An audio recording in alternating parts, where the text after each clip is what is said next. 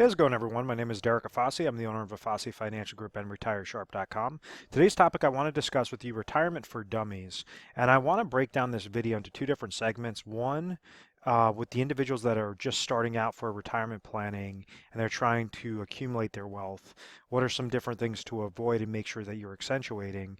And then the other is for those individuals later on in life, the ones that have already accumulated their retirement nest egg, and how to take proper preservation and distribution strategies to make sure that they have that peace of mind in retirement. So I have another video out there with retirement for dummies, mainly on the wealth accumulation side. This is going to be a culmination of all of it across the board, so I hope you enjoy. Basically, regarding the accumulation side, what typically happens is an individual works for a specific company, and this company is going to, whether it's a federal agency, whether it's a private employer, a public employer, whatever the case may be, would determine what sort of retirement options you might have. So if this person's working for, let's say, a private institution, and this private institution is trying to give them additional benefits of saying, we have something known as a 401k plan here for this employee. What essentially happens is this individual is going to go to work and is going to make income each and every month, each and every year. With a 401k type retirement strategy, an individual could place a portion of a salary into this sort of 401k plan. Think of it like a 401k, like a retirement bucket. So each and every month, each and every pay period, he's placing more and more, he or she is placing more and more dollars into this 401k account. So if, let's say, this 401k account had a fixed account associated with it, well, then this bucket is going to be growing each year by the contributions into this account, and then also the interest credit is going to be a fixed interest credit as well. So the combination between those two are going to try to make this bucket grow larger and larger and larger at the end of the day, at the end of the year. So eventually, when this individual is working, they started working in their 20s, they decide, okay, I'm going to stop working when I'm in my 60s. They have about 30 to 40 years plus of growth of doing those small incremental contributions into that type of plan. So that's the correct mindset to have, is to say, if I'm placing dollars aside, I want to make sure that I'm eliminating the negatives. I want to make sure that I'm avoiding any sort of downward losses or flaws within this plan that could eliminate, that could say, okay, my bucket's growing, 1 year, and then all of a sudden it gets depleted the next year. How exactly do I prevent that? So many times, and this 401k is the most common type of retirement account that individuals possess.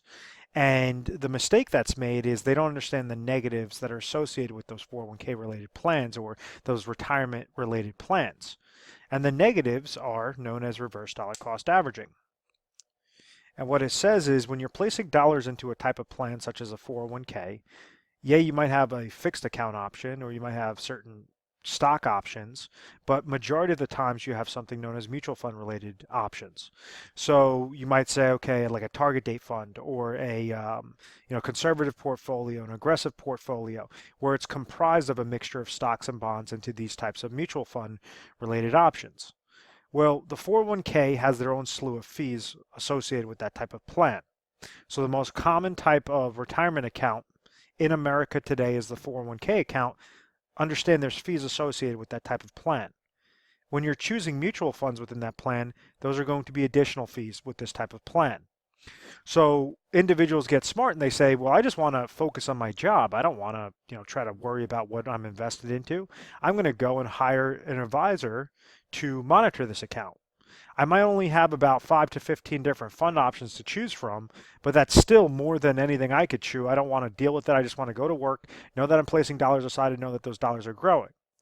Well, that's where you have these advisors. You have many advisors, wealth accumulation specialists, as they like to call themselves, that they will charge you a fee for that, whether that's a flat fee or whether that's a management fee to help monitor those types of accounts.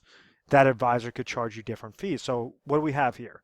If we're thinking this in the terms of a bucket, we have the first hole is the 401k related fees, the second hole is the mutual fund related fees, and the third hole is the advisor fee. So you're saying, okay, this advisor better be good if I'm giving him any sort of fee. The problem that lies there is there's no guarantees when you're dealing with advisors to monitor those accounts. The only thing that's guaranteed is that you're going to be paying a fee. The fourth negative with this is a downward market loss potential. So when somebody's in their 20s and they're starting to accumulate monies for retirement, they're looking and they're saying, okay, well, I understand that mutual funds or, my different options might be tied to the market, and historically the stock market has always gone up.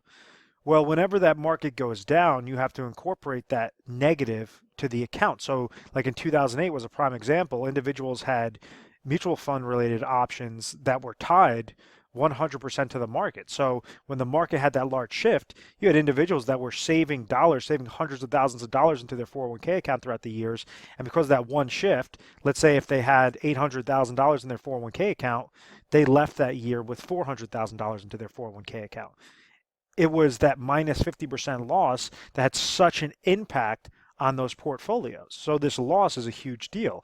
Yes, the advisor could help mask that loss and they could give you great recommendations on, potentially having that loss based upon what your risk tolerance is.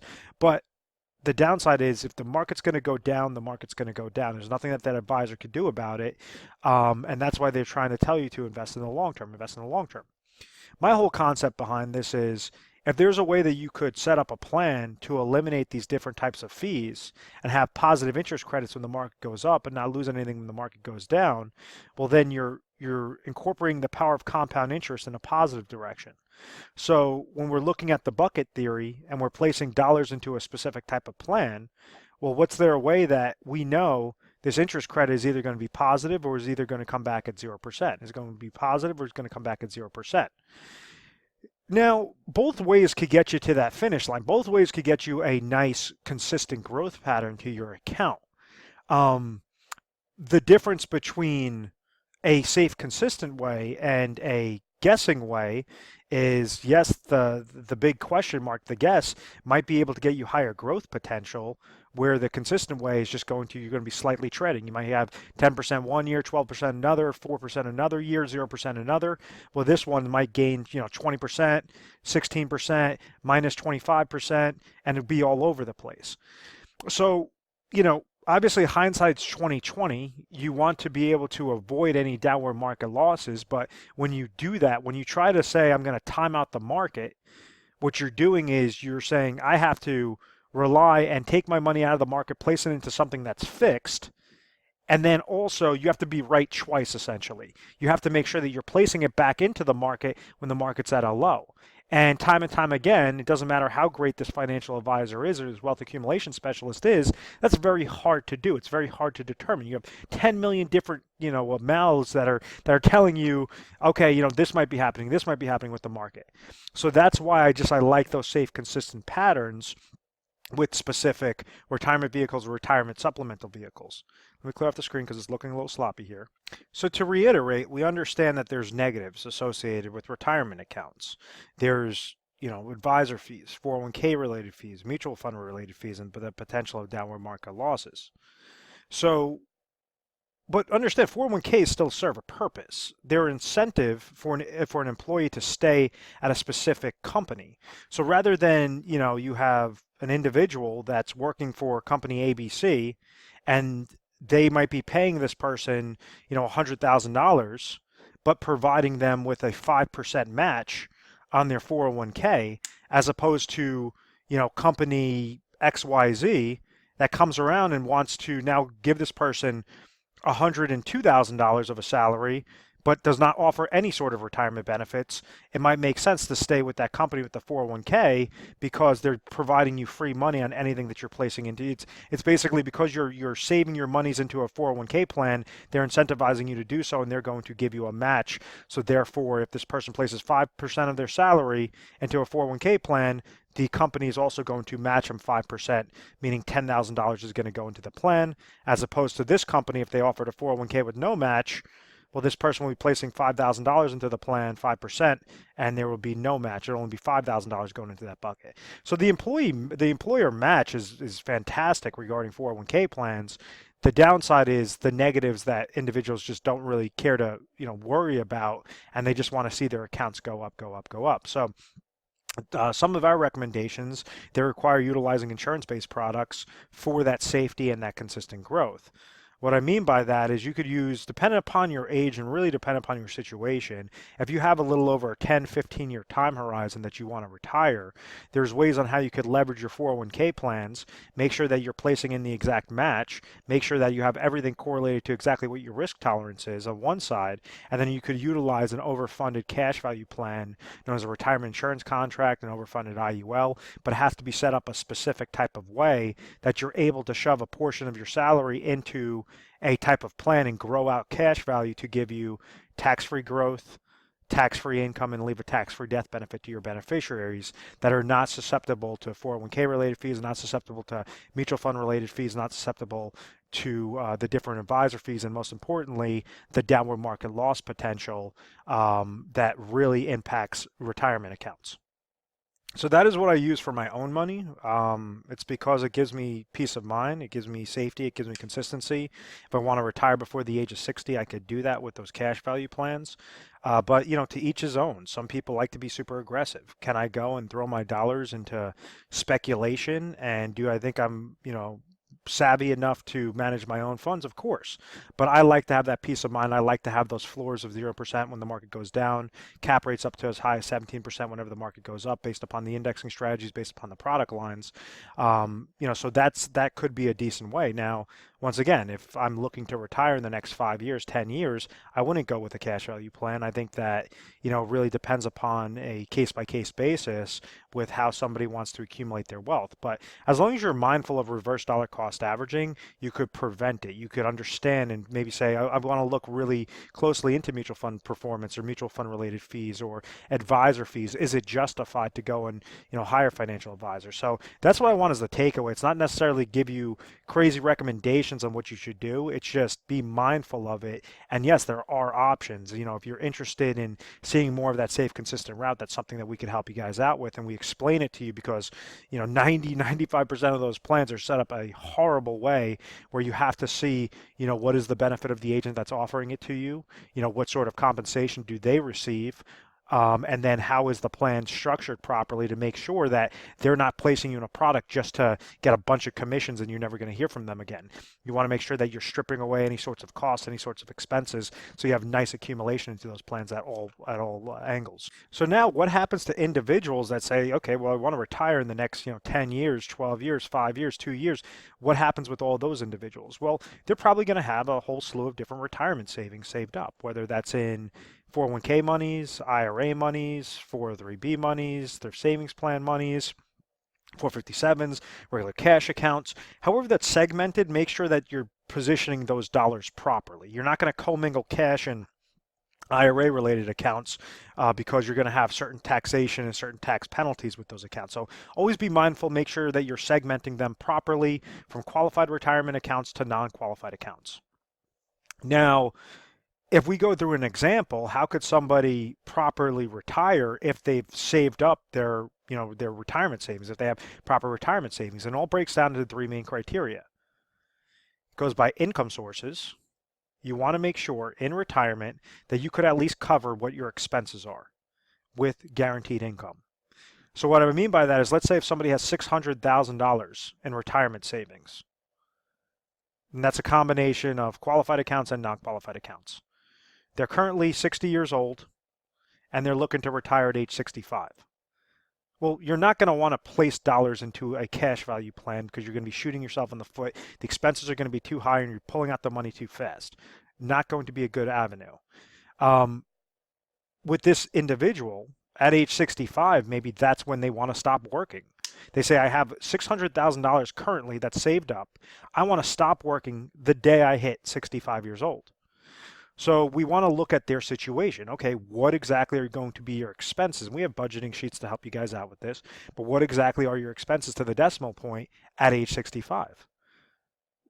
Let's say if it comes back that this individual has $60,000 worth of expenses. Okay, well, what are your guaranteed income sources? What is your Social Security? If they have $30,000 of Social Security, maybe they have another $20,000 of pension income, and then they don't have anything else coming to them on an income side. Well, this tells us really simply that they have $50,000 of guaranteed income sources, but they need $60,000. So therefore, we have a bucket of $600,000 rather than risk all those monies to reverse dollar cost averaging into speculation and variable accounts, which were all those different negatives that I listed before. You could also add on when you're trying to pull money from those types of accounts, from an account that could potentially go down, you're pulling out income from an account that can go down that you're paying fees on, and you also have inflation, basically inflation risk. You have longevity risk of how long someone's going to be living to.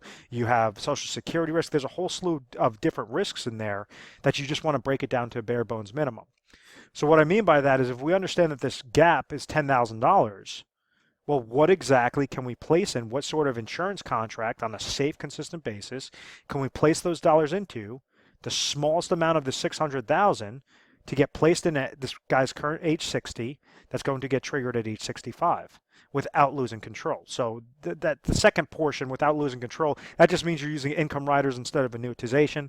But ultimately, what we're trying to do is look at what's needed and then plan backwards. So out of this, let's say that for a male age 60, looking to retire in 5 years, the best contracts that come back require a $125,000 deposit with company A, a $175,000 deposit with company B, and a $230,000 deposit with company C.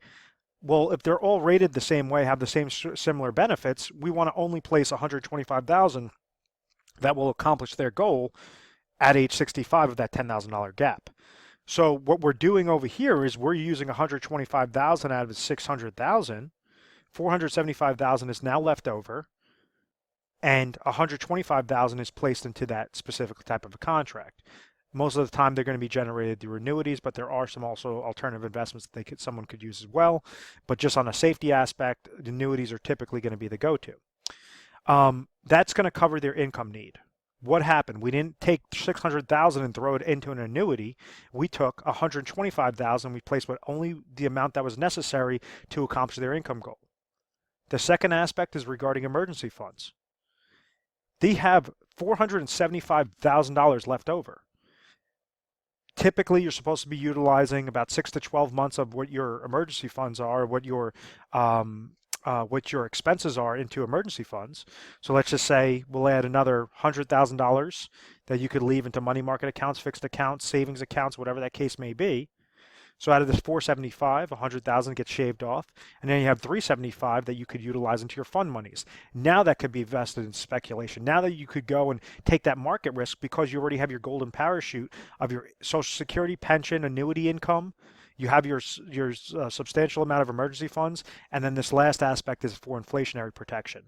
Whether that means laddering more annuities to give you step-ups in income every few years, you could accomplish that goal that way. So instead of using $125,000, maybe you're using $175,000 in different annuity products, or you could just try to grow that account to make sure that it's beating out the pace of inflation, and set it up that way. So I'm gonna clear off the screen.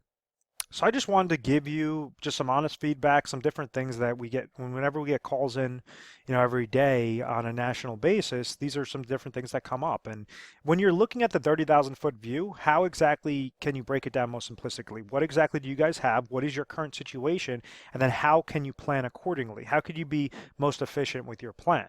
And that's why we always recommend in every video, we say, call our 1-800 number for any help. 1-800-566-1002. What you could expect is you're going to be speaking to an assistant. You call 24 hours a day, 7 days a week. Someone will pick up, and they're going to ask you, what you're calling in for, and then they're going to transfer you over to a specialist. When you're speaking with that specialist, the specialist is going to ask you a slew of questions to try to understand your situation better.